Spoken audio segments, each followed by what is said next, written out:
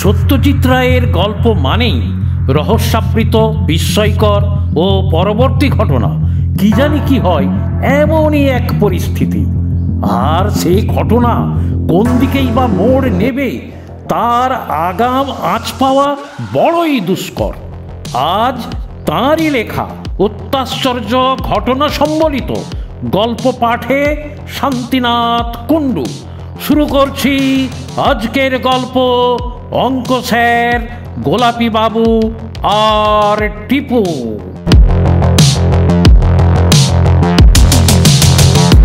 টিপু ভূগোলের বইটা বন্ধ করে ঘড়ির দিকে দেখল। 47 মিনিট পড়া হয়ে গেছে একটানা। এখন 3টে বেজে 13 মিনিট।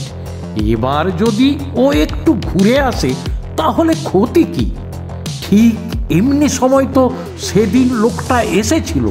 সে তো বলেছিল টিপুর দুঃখের কারণ হলে তবে আবার আসবে। তাহলে কারণ তো হয়েছে, বেশ ভালো রকমই হয়েছে। যাবে নাকি একবার বাইরে? না, মা বারান্দায় বেরিয়েছেন কিসের জন্য জানি। হুস করে একটা কাক তাড়ালেন এক্ষুনি। তারপর ক্যাঁচ শব্দটাই মনে হলো বেতের চেয়ারটাই বসলেন। বোধহয় রোদ পোয়াচ্ছেন। আরও কিছুক্ষণ অপেক্ষা করতে হবে। লোকটার কথা মনে পড়েছে টিপুর। এমন লোক টিপু কোনো দিন দেখেনি। ভীষণ বেঁটে, গোঁপদাড়ি নেই, কিন্তু বাচ্চা নয়। বাচ্চাদের এমন গম্ভীর গলা হয় না। তাহলে লোকটা বুড়ো কি? সেটাও টিপু বুঝতে পারেনি। চামড়া কুঁচকোয়নি কোথাও। গায়ের রং চন্দনের সঙ্গে গোলাপি মেশালে যেমন হয় তেমনি। টিপু মনে মনে ওকে গোলাপি বাবু বলেই ডাকে। লোকটার আসল নাম টিপু জানে না। জানতে চেয়েছিল, কিন্তু লোকটা বলল, কি হবে জেনে? আমার নাম উচ্চারণ করতে তোমার জিভ জড়িয়ে যাবে। টিপু বেশ রেগে গিয়েছিল।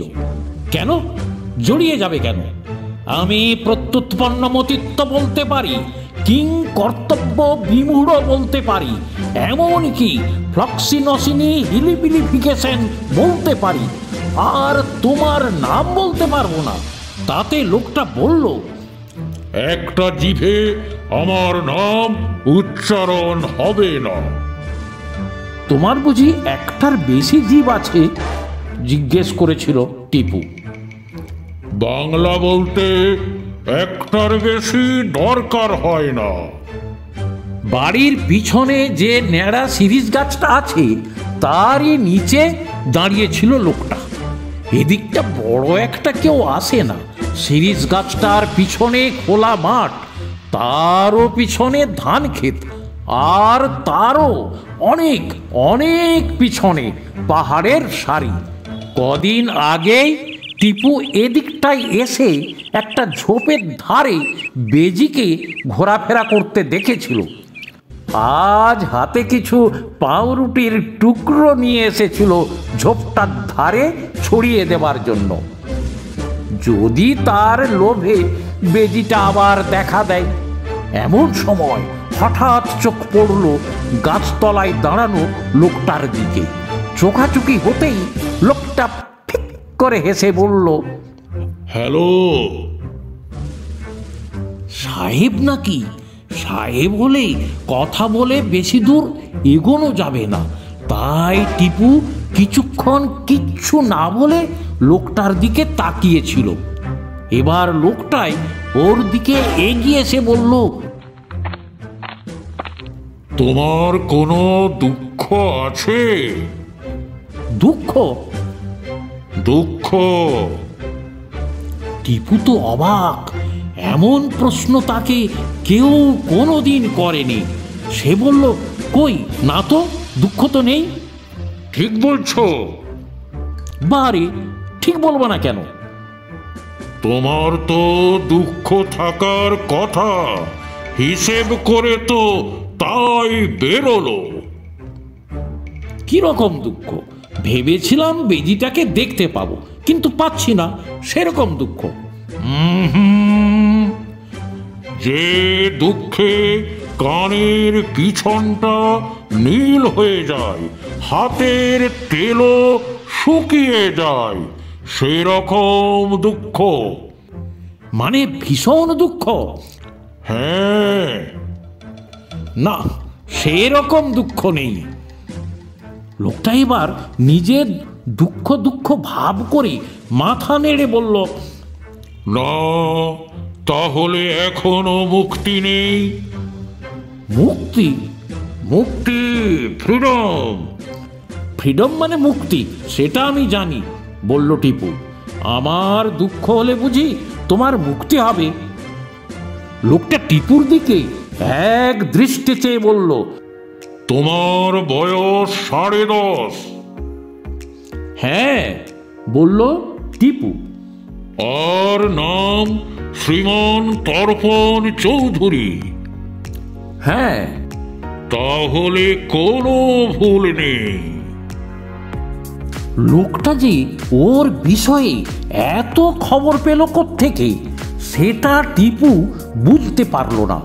টিপু বলল, শুধু আমার দুঃখ হলেই তোমার মুক্তি, আর কারুর দুঃখে নয়? দুঃখে মুক্তি নয়, দুঃখ দূর করলে তবে মুক্তি। কিন্তু দুঃখ তো অনেকের আছে। আমাদের বাড়িতে নিকুঞ্জ ভিখারি এসে একতারা বাজিয়ে গান গায়। সে বলে তার 3 কুলে কেউ নেই, তার তো খুব দুঃখ। তাতে হবে না। লোকটা মাথা নেড়ে বলল, তর্পণ চৌধুরী বয়স 10.5। এখানে তুমি ছাড়া আর কেউ আছে? বোধ হয় না। তবে তোমাকেই চাই। এবার টিপু একটা কথা জিজ্ঞেস না করে পারল না। তুমি কিসের থেকে মুক্তির কথা বলছো? তুমি তো দিব্যি চলে ফিরে বেড়াচ্ছ। এটা আমার দেশ নয়, এখানে তো আমায় নির্বাসন দেওয়া হয়েছে। কেন? অত জানার কি দরকার তোমার? বারে একজন লোকের সঙ্গে আলাপ হলো, আর তার বিষয়ে জানতে ইচ্ছে করবে না? তুমি কোথায় থাকো, কি করো, কি নাম তোমার, আর কে কে চেনে তোমাকে, সব জানতে ইচ্ছে করছে আমার। অত জানলে জিঞ্জিরিয়া হবে। লোকটা আসলে জিঞ্জিরিয়া বলেনি, বলেছিল একটা ভীষণ কঠিন কথা, যেটা টিপু চেষ্টা করলেও উচ্চারণ করতে পারবে না। তবে খুব সহজ করে বললে সেটা জিঞ্জিরিয়াই হয়। না জানি কি ব্যারামের কথা বলছে, তাই টিপু আর ঘাঁটালো না। কার কথা মনে হচ্ছে লোকটাকে দেখে? রামখেল তিলক সিং, নাকি ঘ্যাগাসুরের সেই 1 হাত লম্বা লোকটা যার সঙ্গে মানিকের দেখা হয়েছিল, নাকি স্নো হোয়াইটের সেই 7টা বামনের একটা বামন?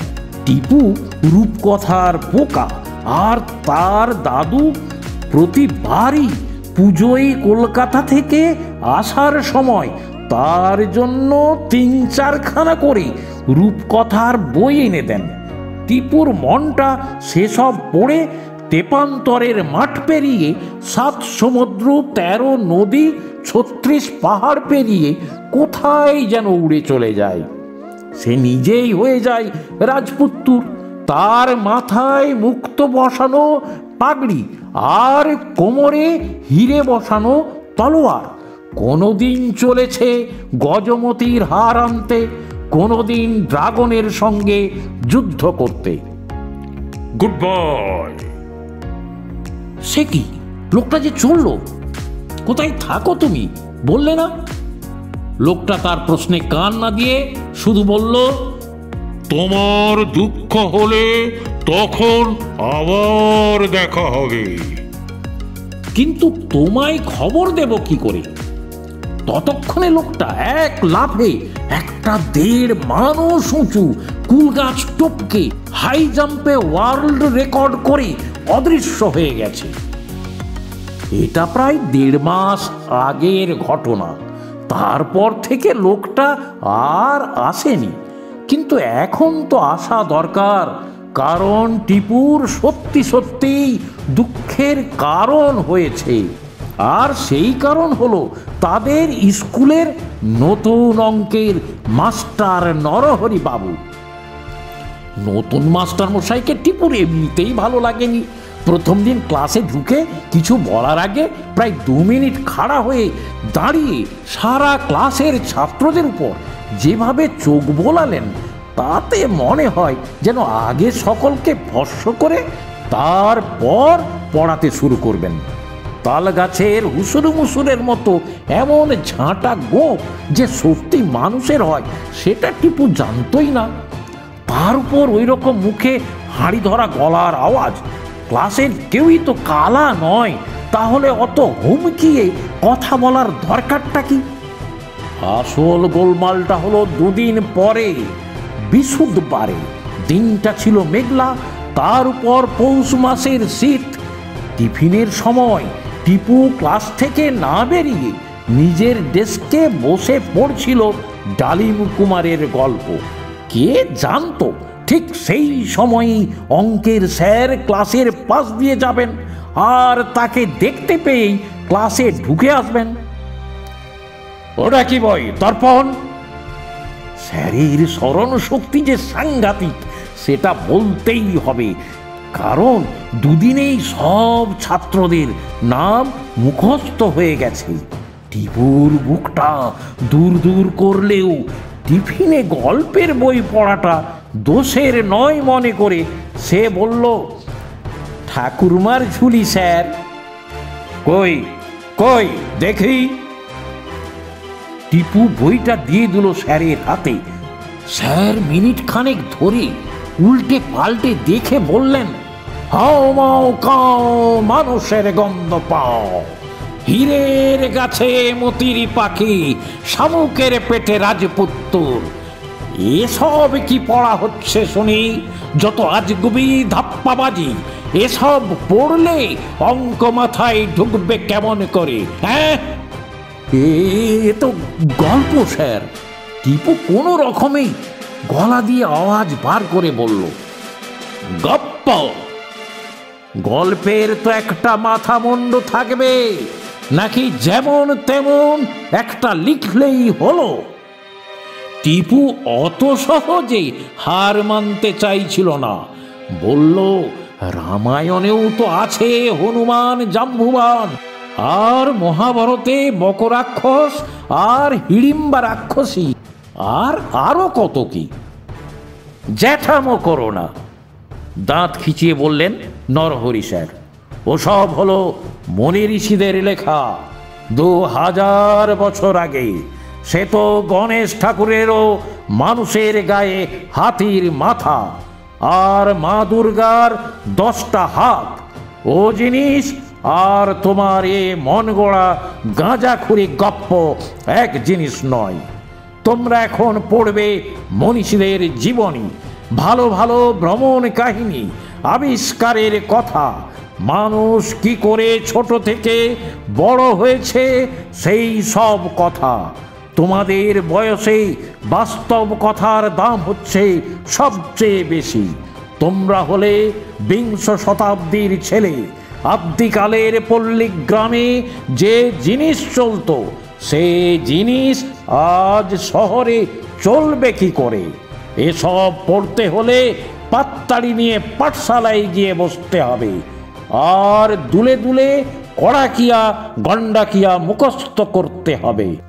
সেসব পারবে তুমি? টিপু চুপ করে রইল। এই সামান্য ব্যাপার নিয়ে এত কথা শুনতে হবে সেটা ভাবতে পারেনি। ক্লাসে আর কে কে সব বই পড়ে? অঙ্ক স্যার জিজ্ঞেস করলেন। সত্যি বলতে কি আর কেউই প্রায় পড়ে না। শীতল একবার টিপুর কাছ থেকে হিন্দুস্তানি উপকথা ধার করে নিয়ে গেছিল।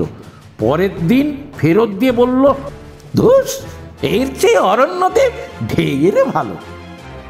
আর কেউ পড়ে না স্যার, বলল টিপু। তোমার বাবার নাম কি? তারানাথ চৌধুরী।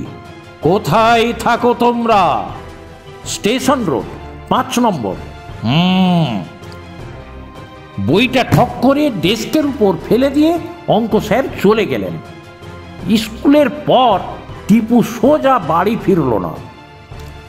স্কুলের পূব দিকে ঘোষেদের আমবাগানটা ছাড়িয়ে বিষ্ণুরাম দাসের বাড়ির বাইরে বাঁধা সাদা ঘোড়াটার দিকে কিছুক্ষণ অন্যমনস্কভাবে চেয়ে রইল জামরুল গাছটাই ঠেস দিয়ে দাঁড়িয়ে।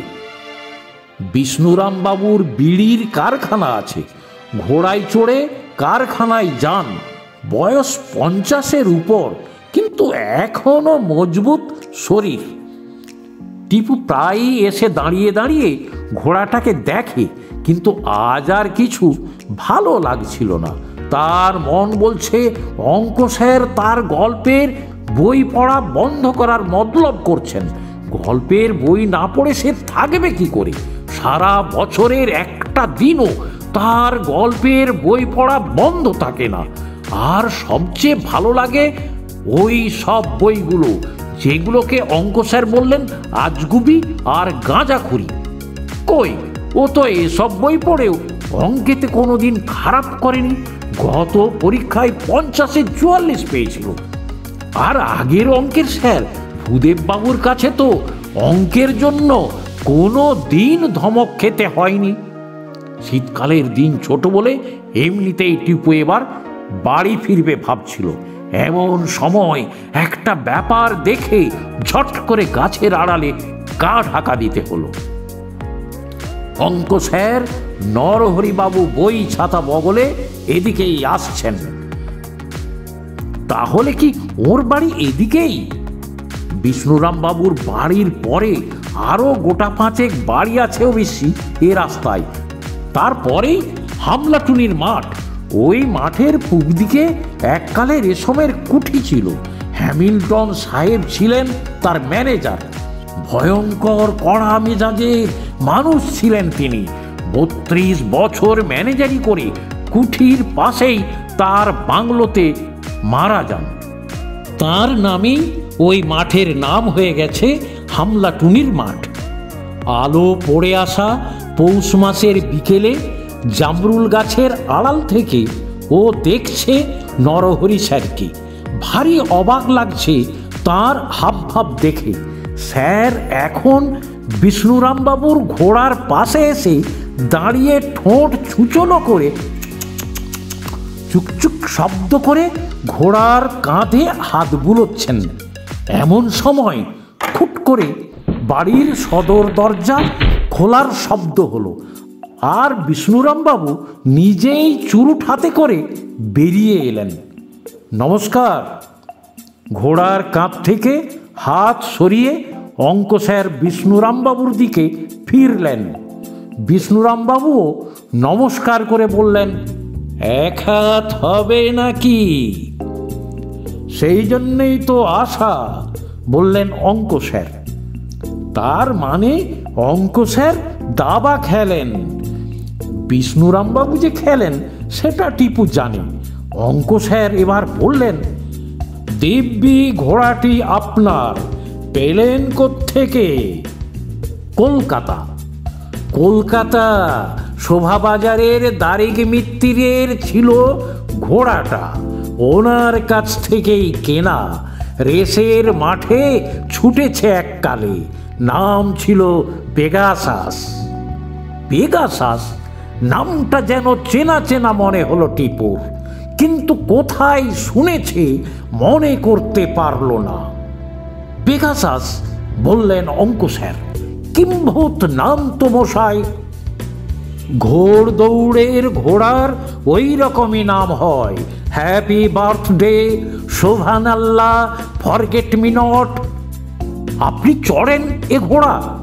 চড়ি বই কি, তালে বড় ঘোড়া, একটি দিনের জন্যেও বিগড়ইনি। অঙ্ক স্যার চেয়ে আছেন ঘোড়াটার দিকে। বললেন, আমি এককালে খুব চড়েছি ঘোড়া। বটে? তখন আমরা শেরপুরে, বাবা ছিলেন ডাক্তার, ঘোড়ায় চেপে রুগী দেখতে যেতেন।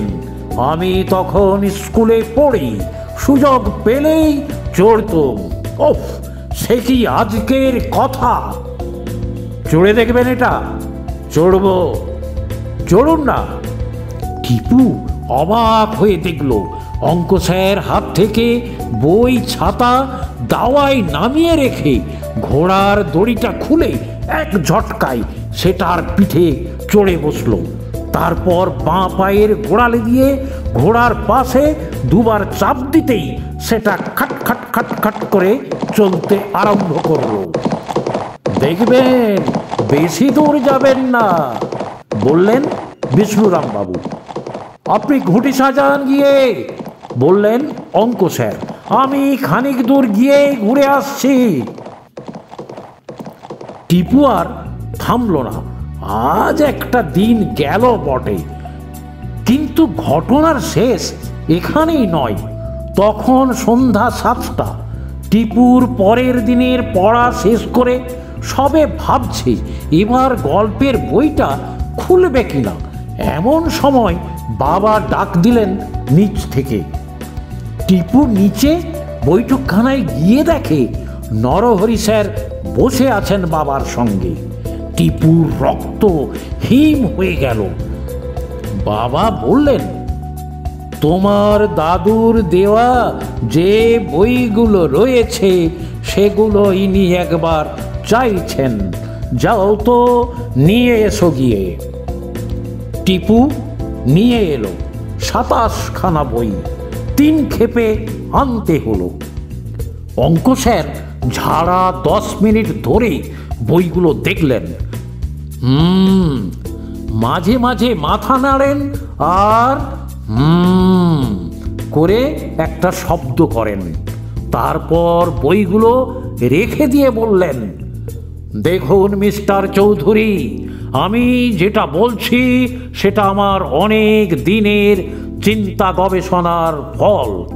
ফেয়ারি টেইল বলুন আর রূপকথাই বলুন আর উপকথাই বলুন, এর ফল হচ্ছে একই।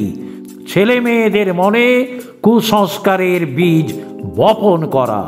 শিশু মনকে যা বোঝাবেন তাই তারা বুঝবে। সেখানে আমাদের বড়দের দায়িত্বটা কতখানি সেটা একবার ভেবে দেখুন। আমরা কি তাদের বোঝাবো বোয়াল মাছের পেটে থাকে মানুষের প্রাণ? যেখানে আসল কথাটা হচ্ছে যে প্রাণ থাকে মানুষের হৃৎপিণ্ডে, তার বাইরে কোথাও থাকতে পারে না, থাকা সম্ভব নয়। বাবা পুরোপুরি কথাটা মানছেন কিনা সেটা টিপু বুঝতে না পারলেও এটা সে জানে যে স্কুলের মাস্টারদের কথা যে মেনে চলতে হয় এটা তিনি বিশ্বাস করেন। ছেলে বয়সটা মেনে চলারই বয়স টিপু, এ কথা বাবা অনেকবার বলেছেন। বিশেষ করে গুরুজনদের কথা মানতেই হবে। নিজের ইচ্ছে মতো সব কিছু করার বয়সও আছে একটা, কিন্তু সেটা পড়াশোনা শেষ করে নিজের পায়ে দাঁড়ানোর পর। তখন তোমাকে কেউ বলবে না এটা করো ওটা করো, বা বললেও সেখানে তোমার নিজের মতটা দেবার অধিকার আছে, কিন্তু সেটা এখন নয়। আপনার বাড়িতে অন্য ধরনের শিশু পাঠ্য বই নেই? জিজ্ঞেস করলেন নরহরি স্যার। আছে বই কি, বললেন বাবা। আমার বুকশেলফেই আছে, আমার স্কুলে প্রাইজ পাওয়া বই। টিপু, তুই দেখিসনি? সব পড়া হয়ে গেছে বাবা, বলল টিপু। সবগুলো? সবগুলো। বিদ্যাসাগরের জীবনী, সুরেশ বিশ্বাসের জীবনী, ক্যাপ্টেন স্কটের দক্ষিণ মেরু অভিযান, মাঙ্গো পার্কের আফ্রিকা ভ্রমণ, ইস্পাতের কথা, আকাশযানের কথা, প্রাইজ আর কটাই বা পেয়েছো বাবা? তা বেশ তো, বললেন বাবা, নতুন বই এনে দেওয়া যাবে ক্ষণ। আপনি এখানে তীর্থঙ্কর বুক স্টলে বললে ওরা কলকাতা থেকে আনিয়ে দেবে বই, বললেন অঙ্ক স্যার। সেই সবই তুমি পড়বে এবার থেকে তর্পণ। এগুলো বন্ধ, এগুলো বন্ধ, এগুলো বন্ধ। ওই দুটো কথাই যেন এক মুহূর্তে পৃথিবীটা টিপুর চোখের সামনে অন্ধকার হয়ে গেল। এগুলো বন্ধ। আর বন্ধ যাতে হয় তার জন্যে বাবাও অঙ্ক স্যারের থেকে নিয়ে বইগুলো তার আলমারির তাকে ভরে ফেলে চাবি বন্ধ করে দিলেন। মা অবশ্য ব্যাপারটা শুনে বেশ খানিকক্ষণ গজর গজর করেছিলেন। খাবার সময় একবার তো বলে ফেললেন, যে লোক এমন কথা বলতে পারে তাকে মাস্টার করে রাখা কেন বাপু?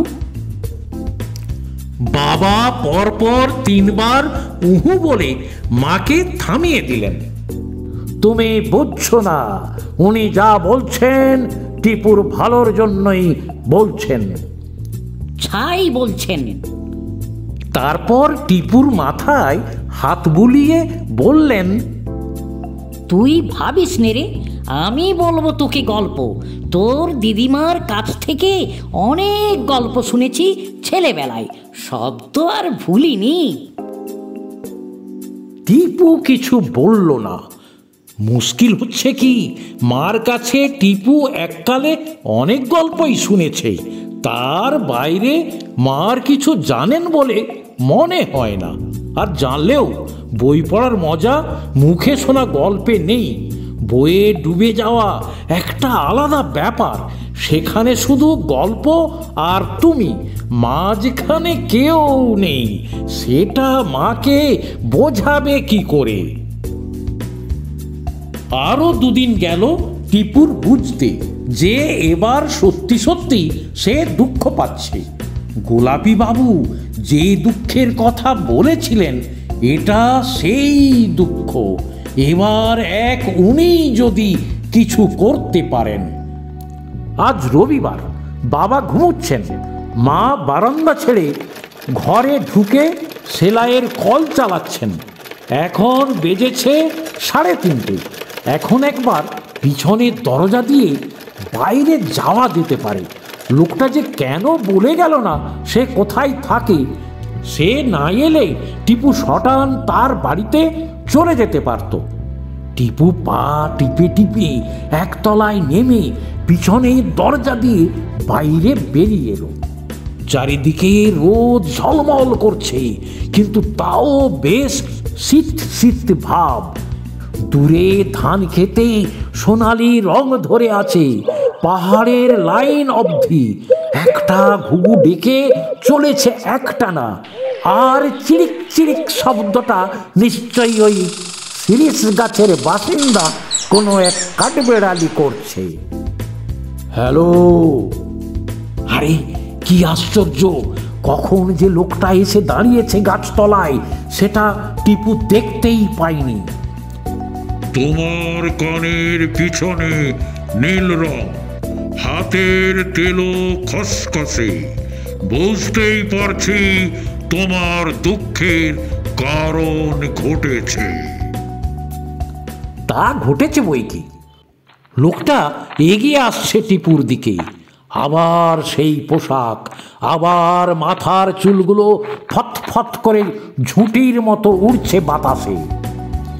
কি ঘটেছে সেটা বলতে হবে তো, নইলে আমি কিংকর্তব্য বিমূঢ়।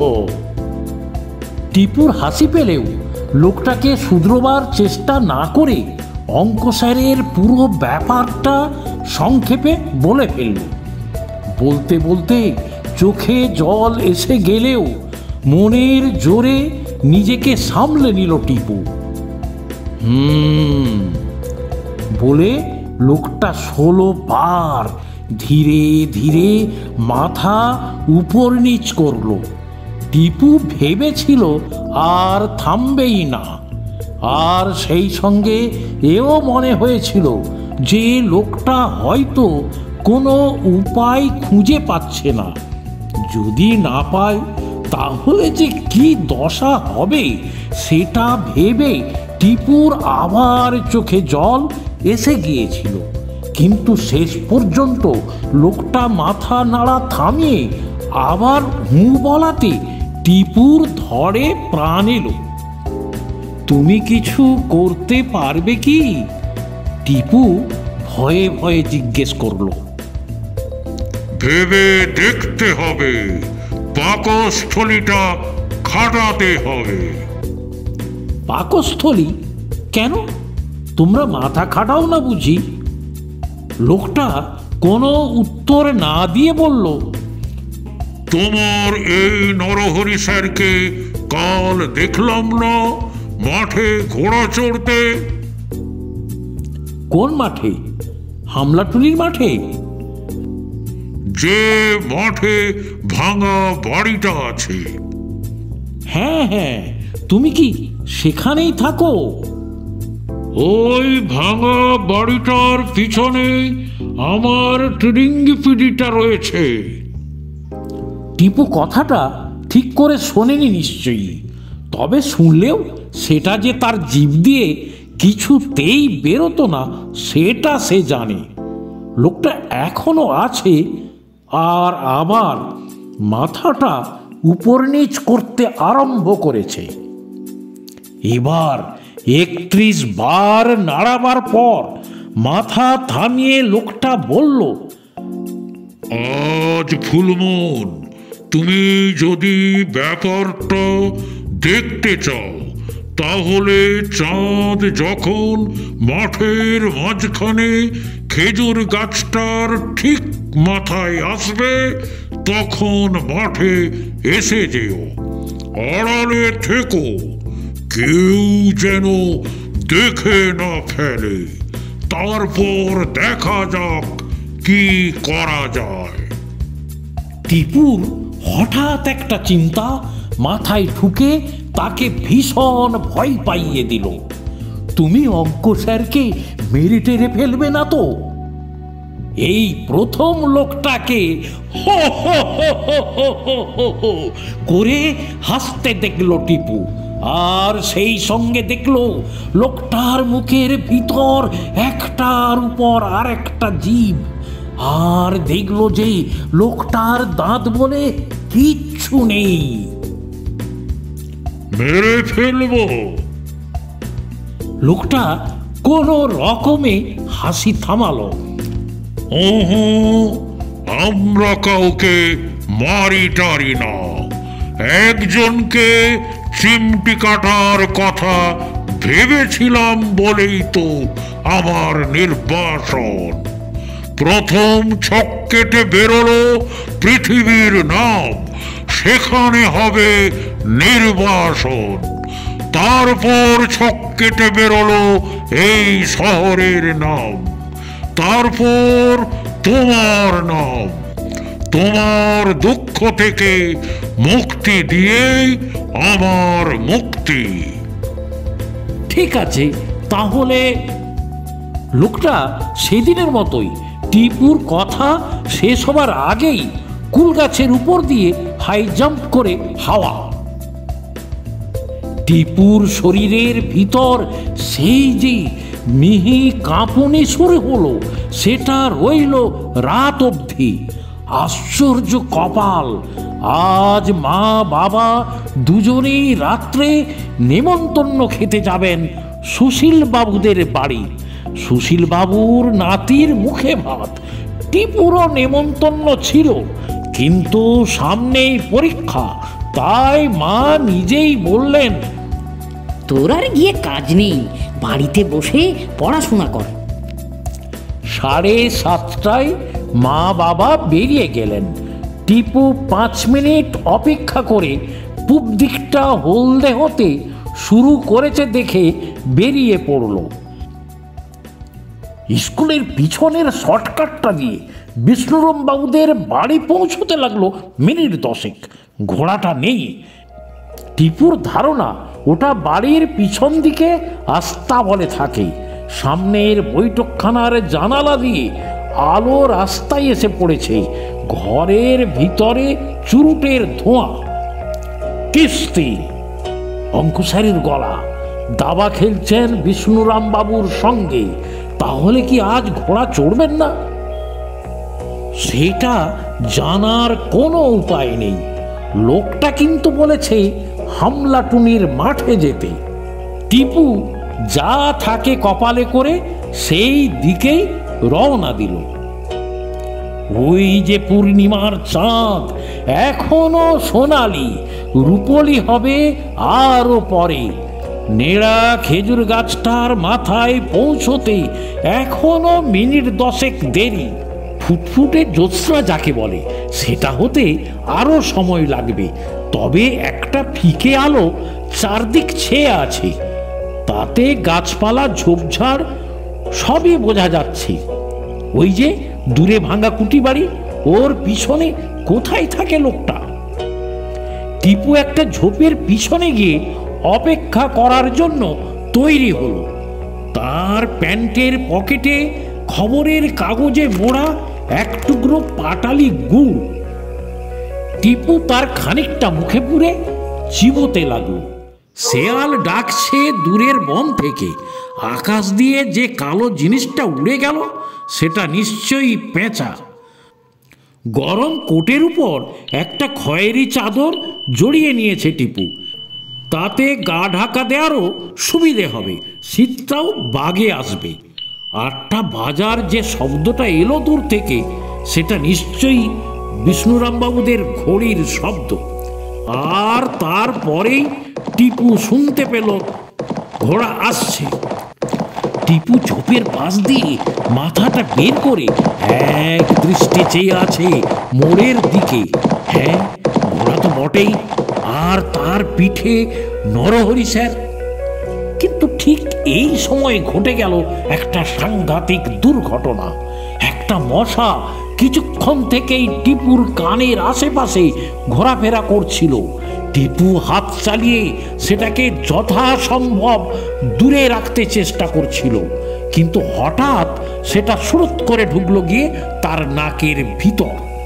2 আঙুল দিয়ে নাক টিপে যে হাঁচি চাপা যায় সেটা টিপু আগে পরীক্ষা করে দেখেছে, কিন্তু এখন নাক টিপলে মশাটা আর বেরোবে না মনে করে সে হাঁচিটা আসতে দিল। আর তার শব্দটা খোলা মাঠের শীতের রাতের থমথমে ভাবটাকে একেবারে খান খান করে দিল। ঘোড়া থেমে গেছে। ঘোড়ার পিঠ থেকে একটা জোরালো টর্চের আলো এসে পড়ল টিপুর উপর। তর্পণ।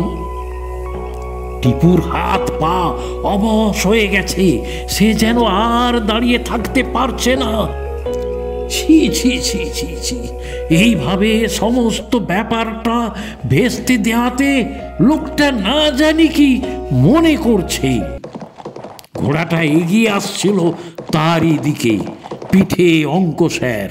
কিন্তু এমন সময় স্যারকে প্রায় পিঠ থেকে ফেলে দিয়ে ঘোড়াটা সামনের পা দুটো তুলে একটা আকাশ চেরা ডাক ছেড়ে এক লাফে রাস্তা থেকে মাঠে গিয়ে পড়ল। আর তারপরেই টিপুর চোখ ছানা বড়া হয়ে গেল।